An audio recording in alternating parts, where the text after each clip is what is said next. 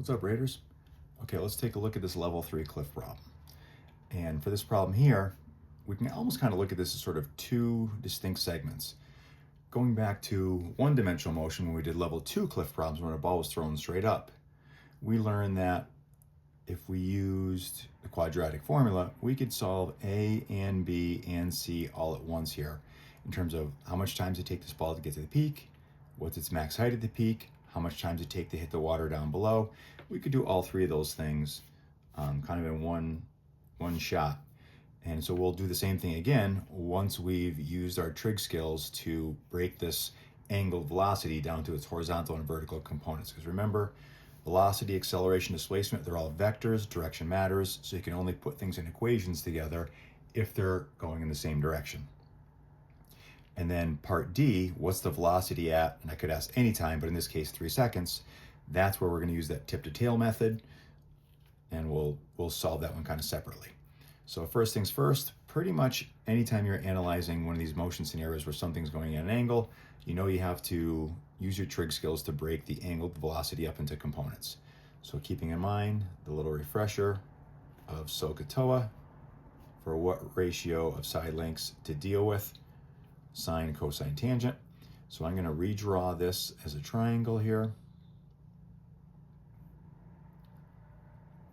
25 meters per second at a 60-degree angle.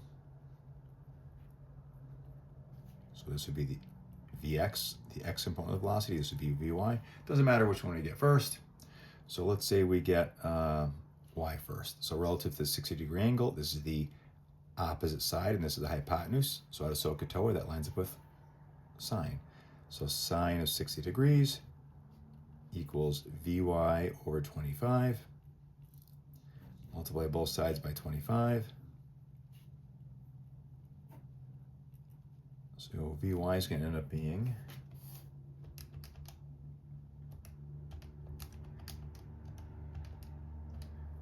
about 21.65 meters per second.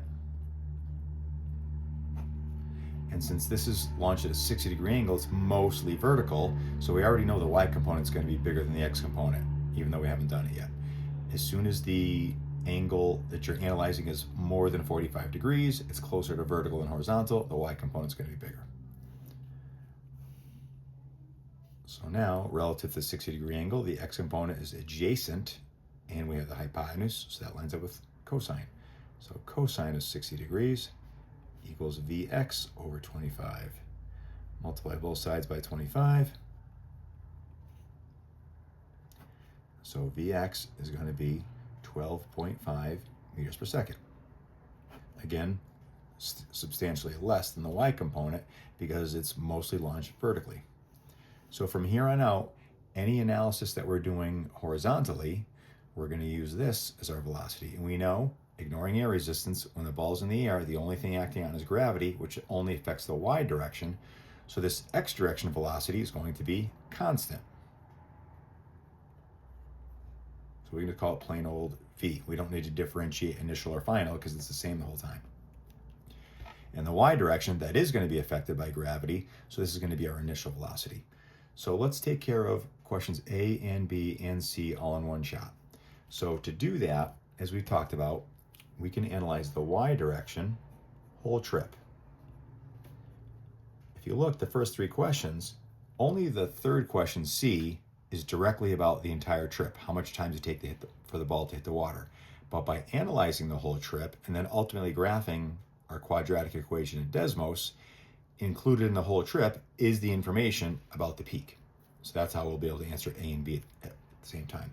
So given information, initial velocity is approximately 21.65 meters per second. And we have to specify initial because it will be changing every instant due to gravity because it's the y direction. So acceleration from gravity, negative 9.8 meters per second squared. Displacement for the whole trip, negative 80 meters. Negative because it ends up 80 meters below where it started. So try to find t, time. So if you look at this direct setup, based on the segment we're analyzing and what we're trying to find, we're directly setting up for part C, how much time does it take to hit the water. But incidentally, we're also going to get the information about the peak. So this is going to set up for the quadratic. D equals VIT plus 1/2 at squared. Substitute your values in. Negative 80 is approximately equal to 21.65t plus 1/2 times negative 9.8 t squared. So negative 80 is approximately equal to 21.65t minus 4.9 t squared. Now, if you remember the standard form of a quadratic,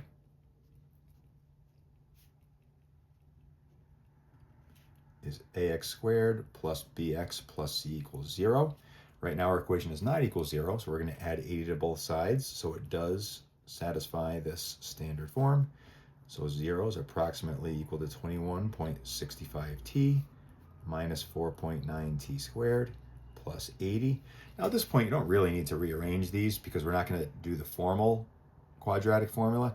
Remember, we could figure out what values of t make this equation true if we did negative b plus or minus radical b squared minus 4ac all over 2a. Do that twice. That'll give us the two values of time that'll make this equation true. And if we did that, you would need to put it in the standard format. So it's easy enough. Let's do that.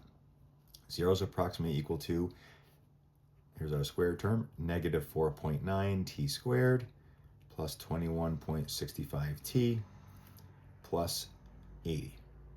Now, rather than go through the job of doing this, we can also graph this expression that shows the ball's displacement over time. We can graph this in Desmos. So I'm going to have to do this off screen, but I'll just make a little sketch of what we're going to get. So this is going to give us a parabola. So we're going to end up with something like this. And I'll just get our specific value. So this is going to ultimately, by knowing where to look on this graph here, since this is going to show the ball's displacement as a function of how much time it's in the air, this graph becomes a displacement time graph. So the vertex, if this shows the ball's displacement over time, this is the high point of the ball's trajectory. So time to the peak, max height to the peak. The coordinates of the vertex will give us the answer to A and B, time to the peak, max height at the peak, and then this x-intercept will give us the answer to C. So let me just do this off screen here.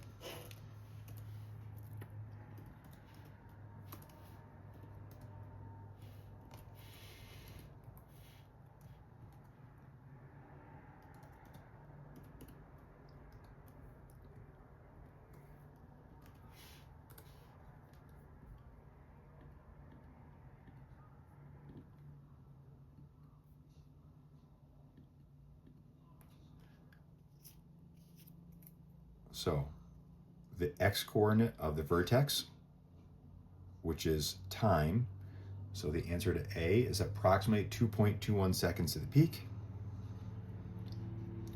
Part B, the maximum height above the water, is approximately 103.9 meters.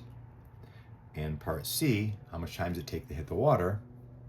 So that'll be the positive x-intercept there. It's approximately 6.81 seconds.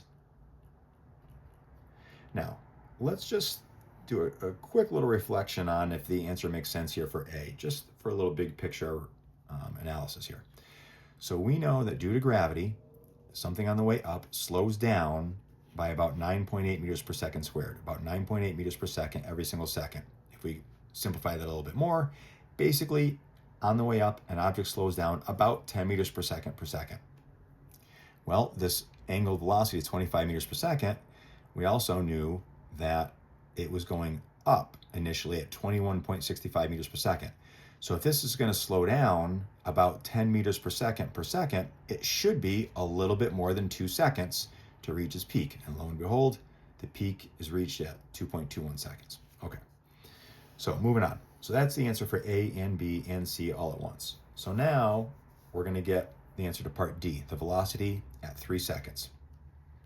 So as the ball goes through its trajectory here, at any given point in time, its overall velocity could be broken down into its y and x components, just like it started out with a x and y component to start out.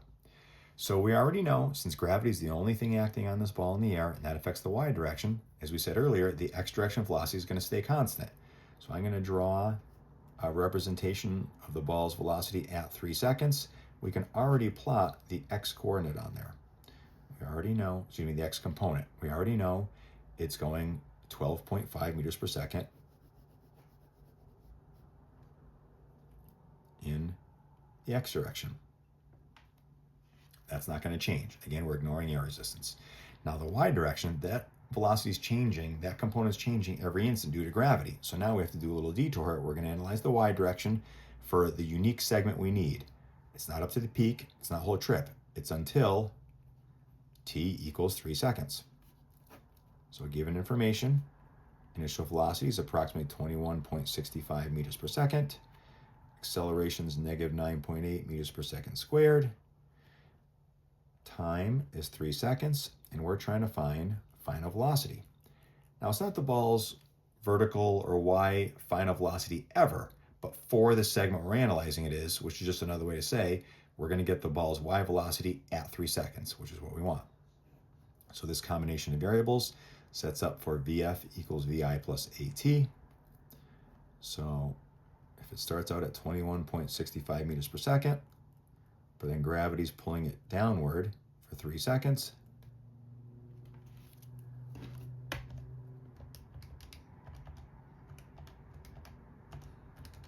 so we end up with negative 7.75 meters per second. And remember, these are vector quantities. We use positive and negative signs to show direction. So the fact that this is the velocity in the y direction at 3 seconds is negative 7.75 meters per second, that means it's going downward. So it's on the way down from the peak. So I'm going to draw my velocity vector going downward. If this had been positive final velocity, I had to draw it going upward. And I'm going to try to make the length of this velocity vector proportional to this 12.5. So it's a little more than half the length. So something like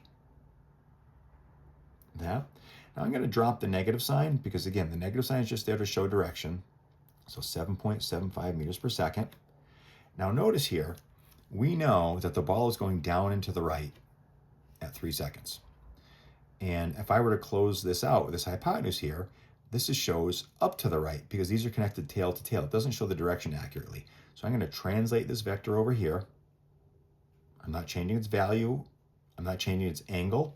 I'm just translating it over, sliding it over. So now I can close this out. Now the hypotenuse is reflective of the direction of something going down and to the right.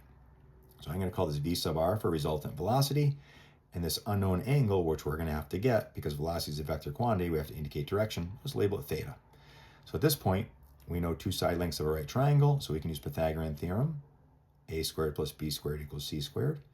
So 12.5 squared plus 7.75 squared is approximately equal to the resultant velocity squared. So 12.5 squared plus 7.75 squared is approximately 216.3125. That's approximately equal to the resultant velocity squared. Take the square root of both sides. So the resultant velocity, the speed, the magnitude part of this answer is about 14.71 meters per second. But again, velocity is a vector. You have to indicate magnitude and direction. This is just the magnitude. Now we got to get this direction. So we can use any inverse trig function we want because we know all three side lengths. But what we already have labeled is the opposite side to this angle and the adjacent side. So out of SOHCAHTOA, that sets up for tangent. Carve out some space here.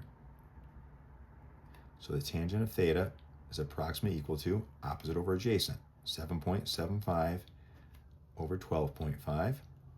So theta is approximately equal to the inverse tangent of this particular ratio.